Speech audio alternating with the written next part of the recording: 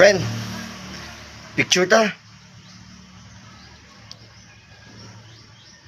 Yes, kana. Wow.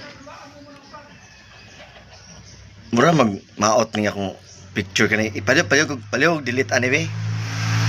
I-delete ra ko ani nga picture kay murag dako og tiyan dira. Yung kana ayaw nang kanang gatubang ayaw po nag-i-post kay klaro kay akong ilong diha nga dako akong ilong. Kana lang naka side view gamay mo lang na i-post do yun. Ayaw po lang murag dako akong tiyan di kay makuan. Maklaro akong tiyan. Yun i-emphasize akong kuan bagong alot. Kanang maklaro akong bagong alot kay hindi to bagong alot. Mo kana mostly. Mo na ginabuhat nato. Bagong picture taking ta. Sige click pag abot sa balay ato na siyang iskanon. Pilian nato sa mga nindot nato. Ito lang nindot mo to tong i-post. Ano man? We want appreciation.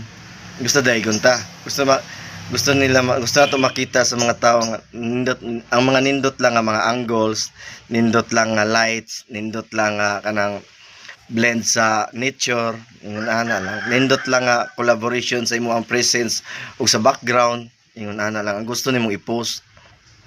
Pero giingon diri sa Proverbs 27:2, mao'y padayga kanimo ang ubang tawo o ang mga dumuduong bahinuon apan ayaw pag-unay o pagdayeg sa imo ang kaugalingon. Wow.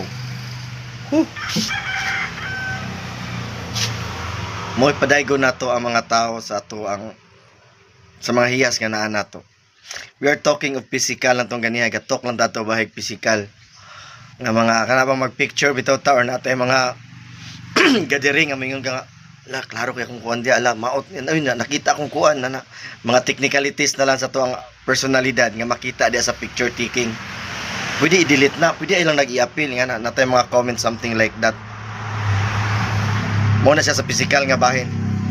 We want to see the good side of our physical. We want to see the good angles, the good shots nga buhaton sa kamera sa to ang kaugalingon. What's worse? There is Ecclesiastes 2:18-19. Walay bilik. No. There is Isaiah 29:15-16. Alaot katong nagtago sa iyang plano ngadto sa Ginoo o gusto magbuhat diha sang kangitngit og nag-ingon walay makakita kanamo o masayod sa among gibuhat. Gibalit-ad nila ang mga butang. Mas importante ba di ay ang lapo kaysa magbubuhat sa kulon? Makaingon ba ang binuhat sa iya ang